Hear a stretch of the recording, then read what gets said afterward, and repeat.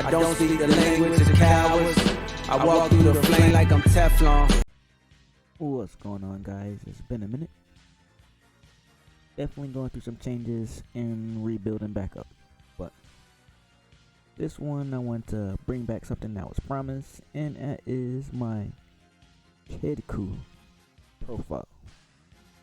Been toiling with this for a lot of many months in the background, and I'm like, this deck has been solid ever since, and didn't really need to evolve too much based on how the baseline strength of this deck was and how it functioned. But I will get into that momentarily. But first, we go over the list and the reasoning and all that, just so we can just get into it.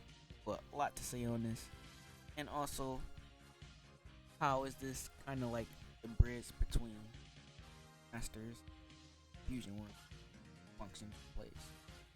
We'll answer that question by the end of the video, but we'll first get into it. This is like your main pusher. This does value and can pressure the opponent's front side and his back side while still being the front side. That's another plus to this leader.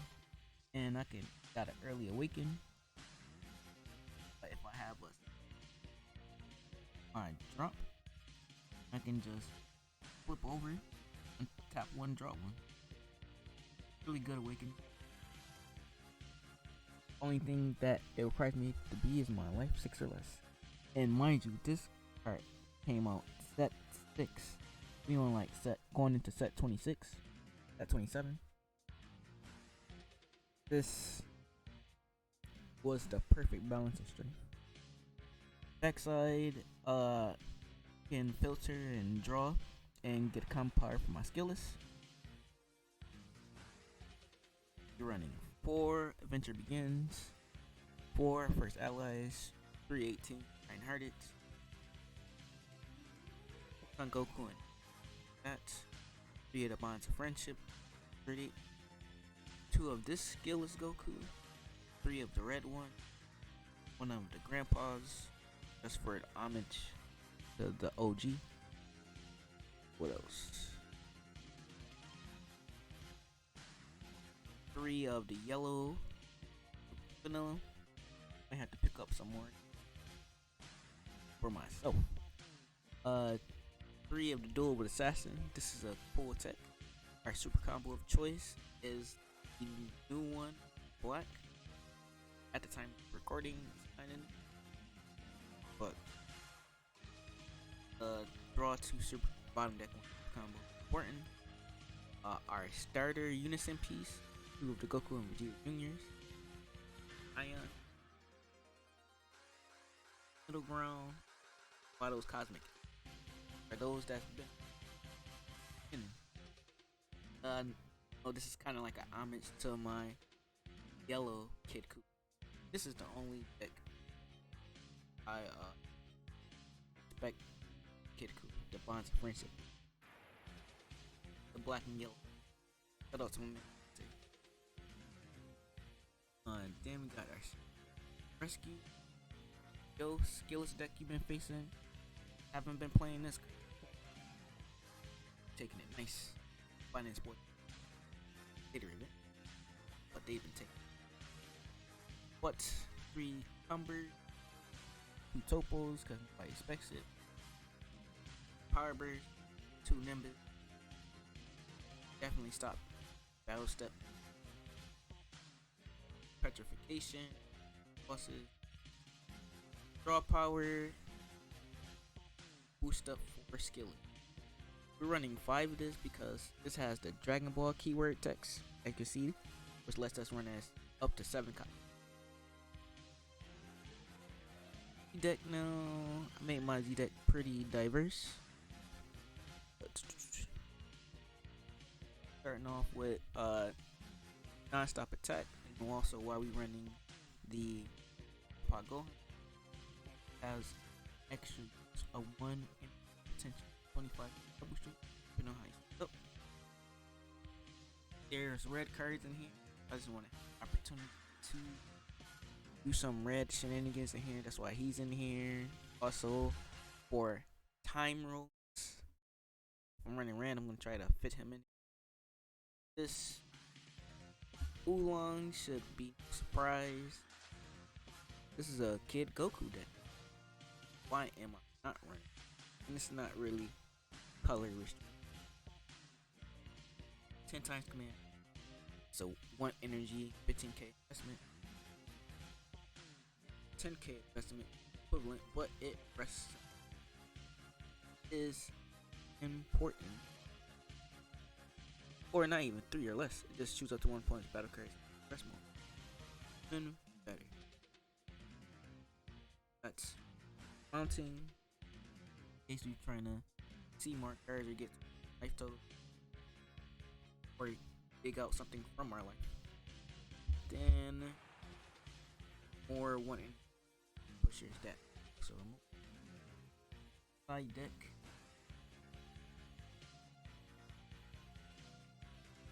Just for the landscape. Important. Great times when Black Pacific Coast wasn't a forgotten era from now. 2 quits, 2 of this golden cooler, in case we need it. Mostly if I play against Hatch or something. Unexpected turn for bosses. Dragon's Lane. Still hunt decks or in plays 1 for free. But since we playing Unison, Spirit boost off if need be. If we play it early enough. 1 flying Nimbus. I know a lot of people have stuff in the format that they don't like. The vocal minority says if they do this or have this card, I lose. So, don't we say, can't play that card? Makes sense. No crying over here. We just serve the problems. Win. Don't forget to win. Once you come out this. But let's get into the nitty gritty of this. It's been a minute, so I'm just gonna give y'all some time and also thorough explanation of the deck. Here's some, how should I say, perfect circle type of sequences with the deck. For instance, this Goku right here, I'm just gonna give you the basic flowchart of it for those that don't know. This grabs your 4-star ball at the bottom, which is this card, and you need that for your front side. Heal it, draw card, and you can grab this from the deck or you drop. That's the, especially on the back side, which you get to dish it and draw to, or dish card by revealing it. That's kind of like flow back into this card. Always get it back with Power Burst, which we're running 3 of. Was running 4, but we had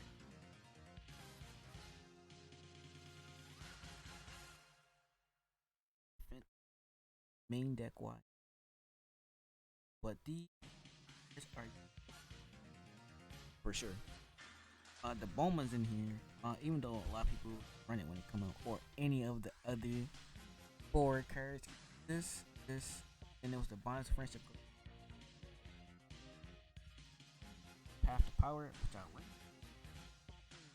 Energy wise, kind of too hefty for the list that I'm presenting to you.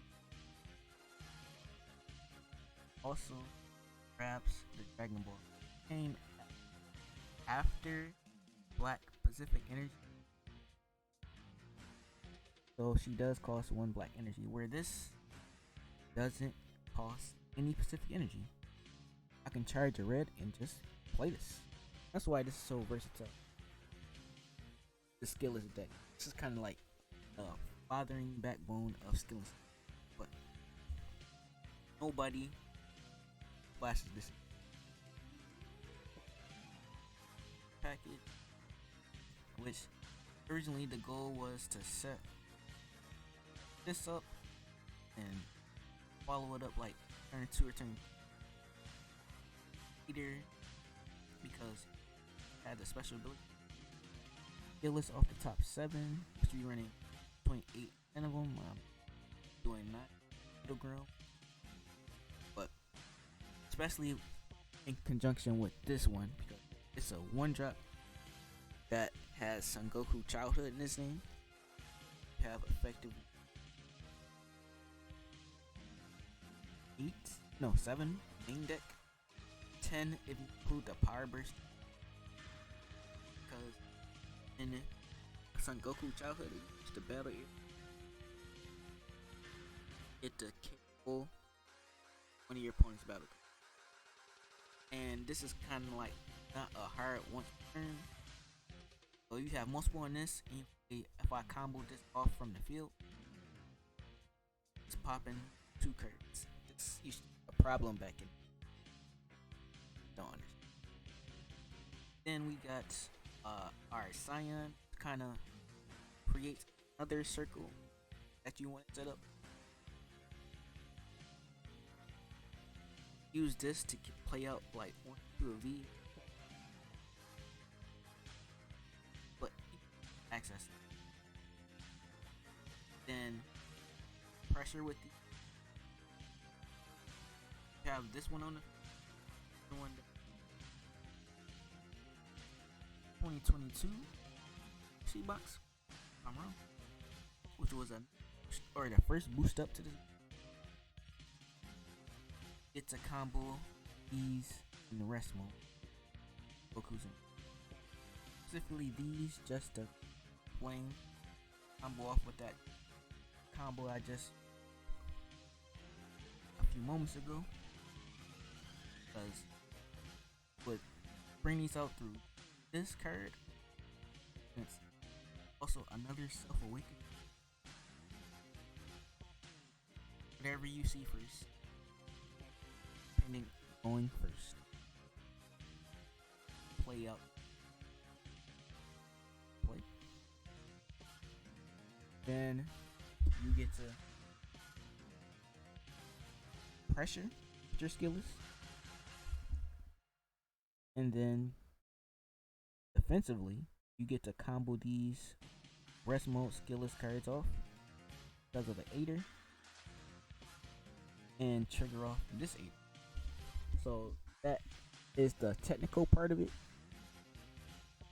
Just having that technical defensive play and not really having it cost you too much value. The second half of the deck is probably the mid-range portion. This is like the thematic early game, turns 1, 2, 3. You're setting that up and just doing that. Finding your 4-star with your starters, establishing a 4. That's your early game.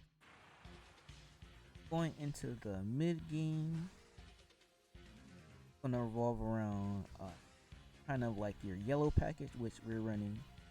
This usually you don't really play it abrasively to anything, good pressure, but this is kind of like after you felt out what they're doing, you want to answer whatever board they establish. This helps in a way board breaking. Cause you can swing into their board, pop their board. It just sets that up, and this negates their skills. So, an ignoring barrier, which is pretty cracked. Which, if they have a skill that triggers when it's removed, it won't activate. Cause this kind of negating that skill, and that's why I like Flash of Yellow. Originally, this was just black and red. And I also had a variety of variants. And this is the good thing about Masters, letting you really customize your deck build. Also, when you play this, you get to add an heirloom. If you have this early, cool, just for more deep digging into your pieces. But also allows you to play this, because it's kind of like the other circle, this into this, or sometimes you can just hard draw it, because you dig and draw and sift. Your quality of draw is amazing in this deck. Only sad thing back in the day before we got all these extended pieces is if you didn't see this for a 4-star, your deck wasn't moving. But we got a lot of ways to draw into it or thin out the deck now, so that's not a hindrance. And that was the deck's main flaw when it came out. And that's why people used to run like upwards of 6 of it just to. But having a yellow beater on the field sets up this, which I can play through heirloom or where yet? Oh, Son Goku, which lets me play 30k from my drop on my deck. See how this is like the quintessential centerpiece, and this kind of like the follow-up.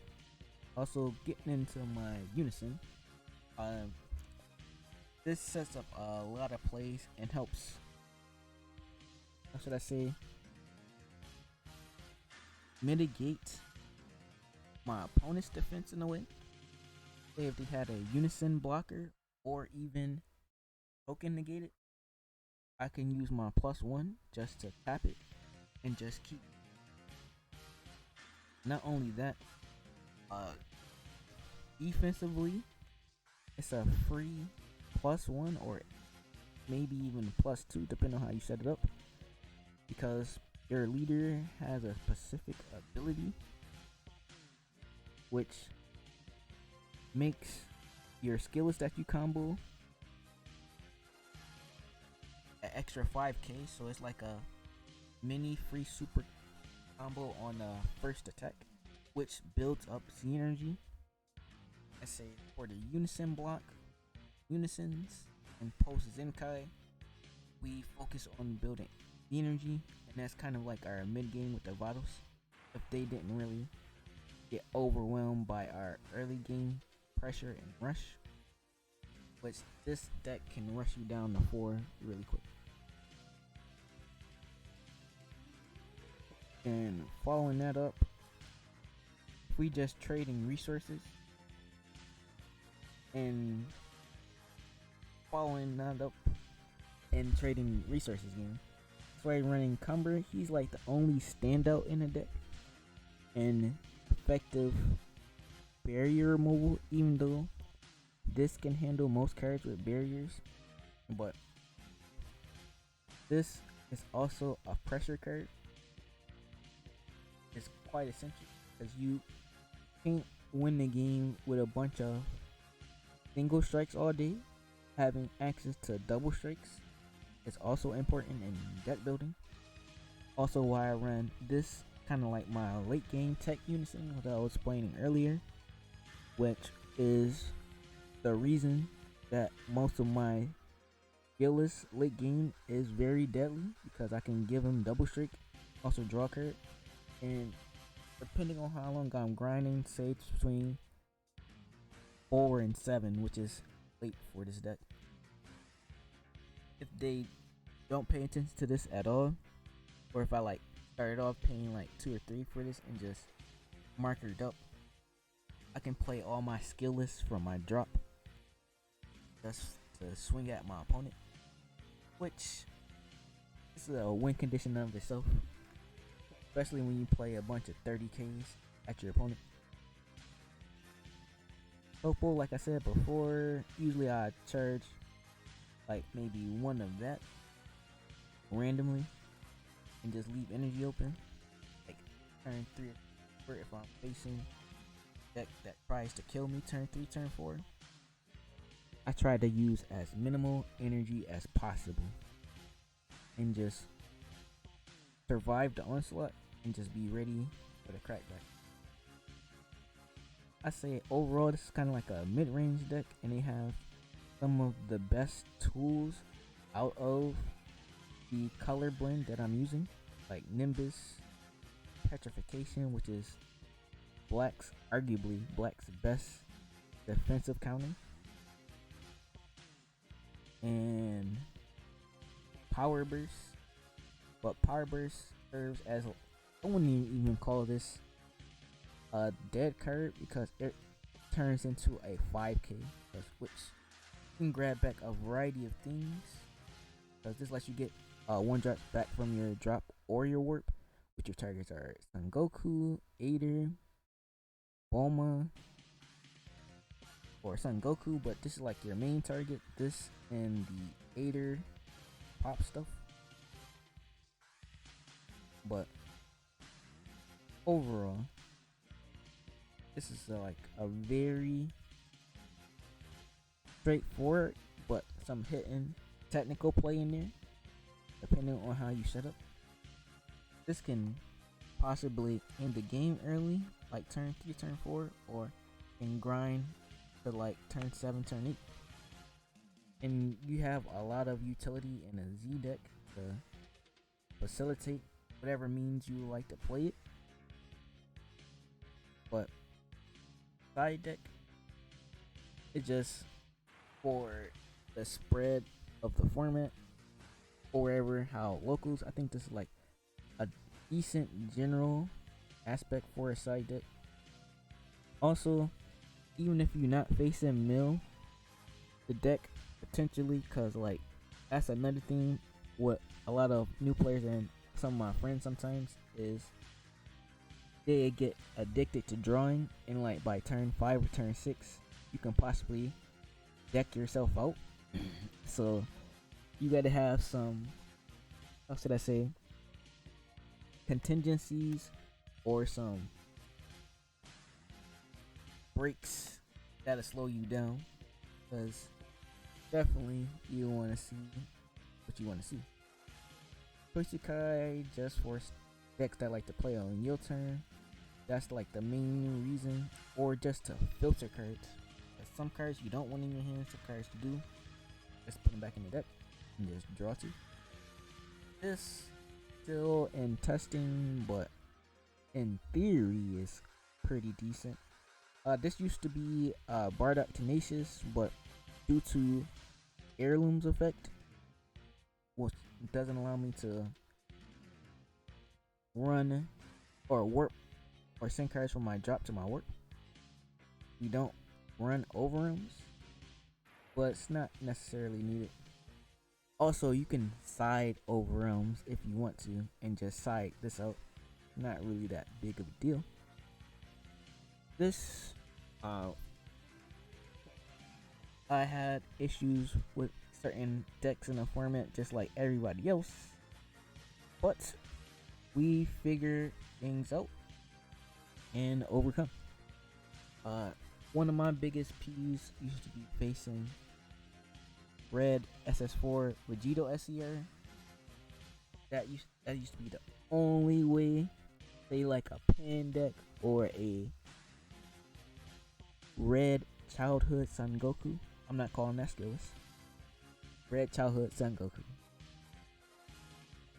I will have the defensive play to survive the onslaught, but the SS4 would just push the onslaught or even the aggressive turn over the edge, because they can see my hand and calculate my combo power and just play around whatever I have in my hand, unless I had like 5 negates.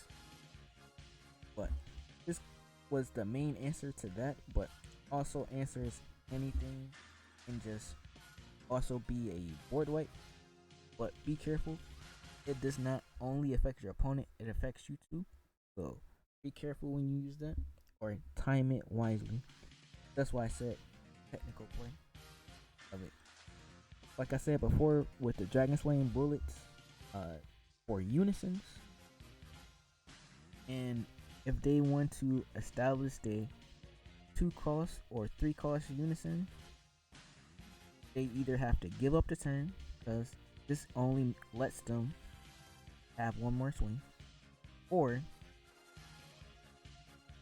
they'll just let it go to the drop. because sometimes they won't sacrifice the advantage or the aggressive advantage, more likely, for not playing a unison. For some more mid-range or aggressive decks, that's an easy decision. Just send it to the drop. But for others, they'll just take the loss with one swing. Usually,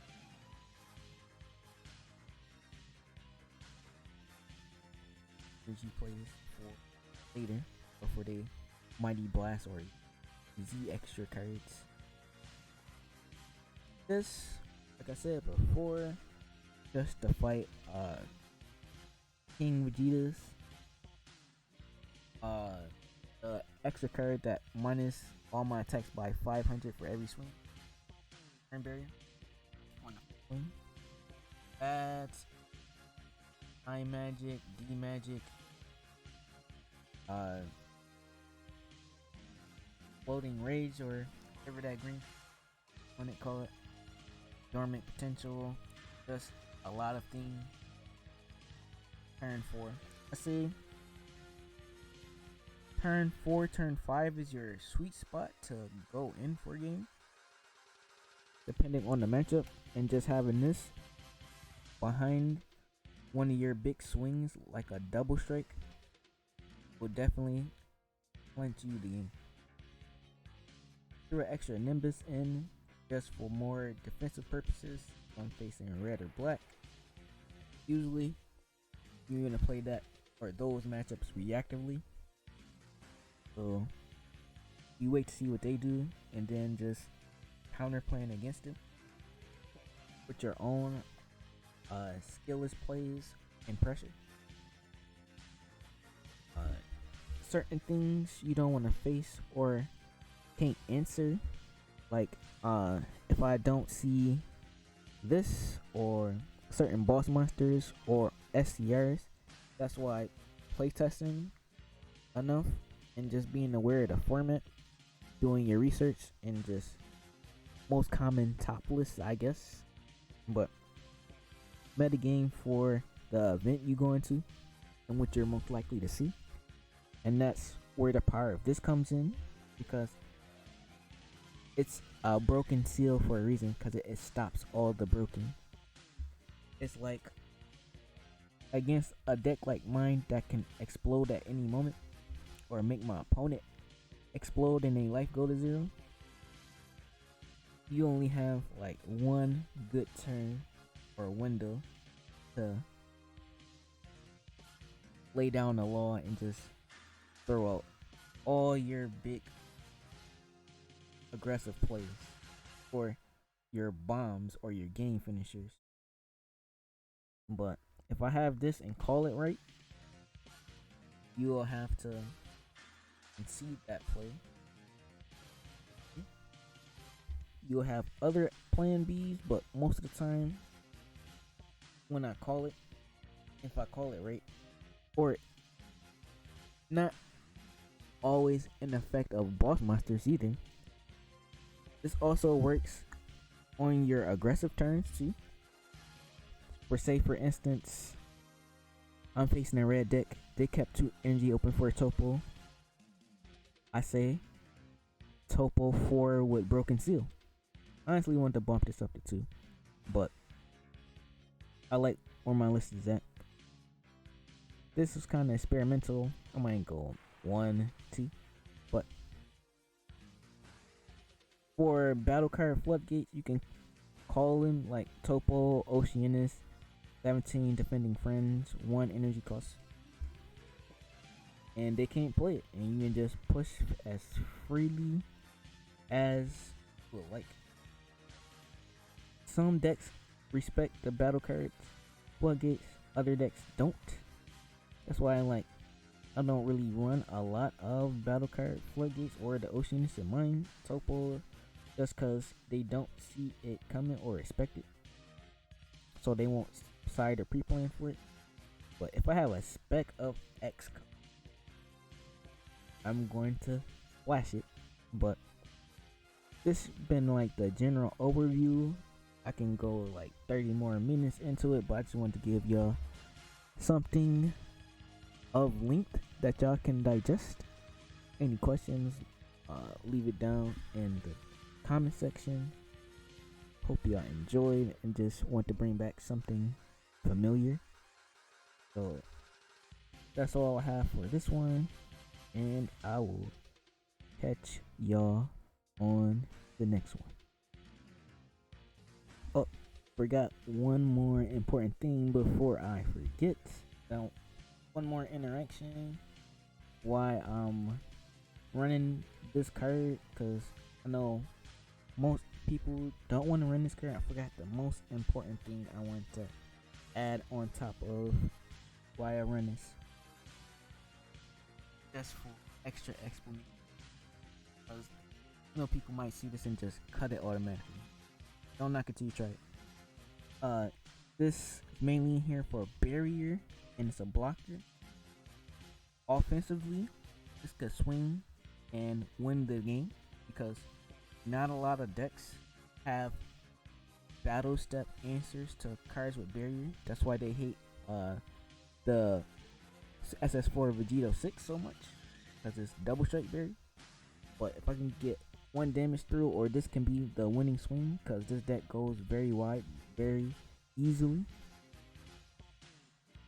I don't mind betting my chips on the number 8. Also, defensively, because I run cards like Nimbus and Topo, they have to answer this barrier blocker just to push things through or force the damage. And not everybody, even though people say it like it's common, they'll have the answer to your barrier blocker, because not everybody's running like 10 to 15 ways to get out of barrier blocker.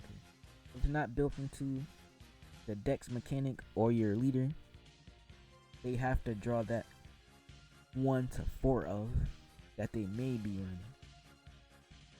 And usually that's through the SCR or something.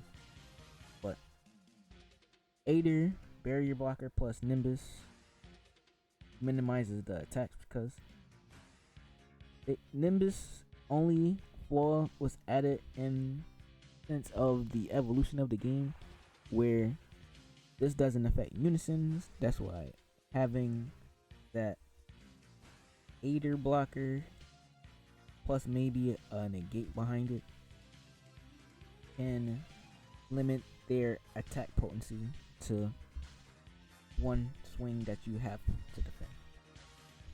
But I just want to say that last little bit, because that's one of the only key things I explained. I didn't make a case for Aider, I just talked around it. But this Aider is clutch. Don't sleep on it. Now we can end the video. Thanks for watching again.